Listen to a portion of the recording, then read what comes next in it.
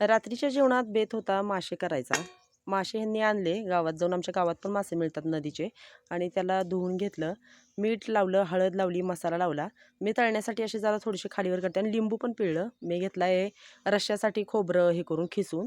खोबरं थोडंसं मग भाजायचं, त्यात लसूण, टॅमॅटो काय झालं लक्षातच नाहीत काढायची झाडाची. असताना टॅमॅटो आता भाजीला टॅमॅटो नाही आहे. आणि गणेशला लगेचच खायचे होते म्हणून मी घेतले मासे तळायला. तिकडे पण चूल पेटवली आहे, तिकडे घालते भात शिजायला. मग काय होतं, उशीर होतो स्वयंपाकाला. आणि हे बघा, नॉनव्हेज म्हणलं की आमचा गणेश आधी जेवायला बसलेला असतो आणि तिकडे मामा आराम करतायत. अंधार अंधार झालेला. आज बाहेरची चूल पेटवली, कारण आतल्याच चुलीवर स्वयंपाक करायचं म्हणलं की एवढं गरम होतं की विचारायची सोय नाही. आणि हे एवढे मासे राहिलेत अजून तळायचे. छान ह्याला मीठ वगैरे हे झालेलं आहे. बराच वेळ ठेवलं होतं लावून. थोडं लिंबू पण पिळलेलं आहे. मग आता मी एवढे मासे तळून घेते आणि मग रश्श्याचं जे आहे वाटण ते वाटायचं मिक्सरला. मग ह्याच कढईमध्ये त्या रश्श्याला फोडणी घालायची. तर तुम्ही कसे मासे बनवता ते पण मला नक्की कमेंटमध्ये सांगा. तर तळलेले मासे आहे बघा असे झाले. मी काय माशांना बाकीचं काय लावत नाही, बेसन काय ज्याच्या त्याच्या आवडीनुसार. मी आपलं साधं मसाला वगैरे लावून नुसतं तळून घेते. हे राहिलेले पीस आहेत, अजून आहेत थोडेसे पीस फ्रीजमध्ये ठेवलेत मी. त्याचा रस्सा बनवणार आहे. शेवट हा मासा पीस राहिलेला आहे तळायचा.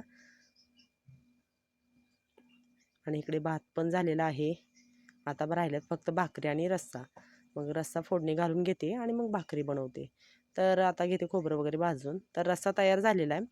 आज जरा थोडासा रस्स्याला हे झालेलं नाही आहे, तरी आलेली नाही आहे, पण नकोच म्हणलं जास्त तेल, म्हणून मी जास्त तेल घातलं नाही, कमी तेलातच घेतली भाजी करून.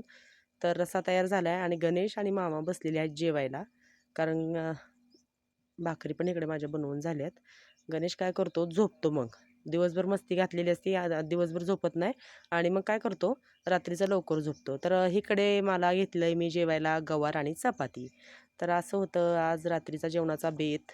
तळलेले मासे, माशाचा रस्सा, भात, भाकरी. इकडे मी थोड्या आरावर भाज्या गरम करायला ठेवल्या. चुलीत आर केवढा पडला आहे बघा. कसं होतं, पाऊस नसला, लाकडं ओली नसली की छान चुलीवर स्वयंपाक पटपट होतो. आता मी आणि आत्या जेवण करतो. या दोघांचं होत आलेलं जेवण, म्हणजे झालीत त्यांची जेवणं. आता आम्ही दोघी बसतो जेवायला. तर हे असं रानातलं जेवण म्हणजे संध्याकाळचं जेवण असतं. तर या सगळ्यांनी छान असं जेवण करायला.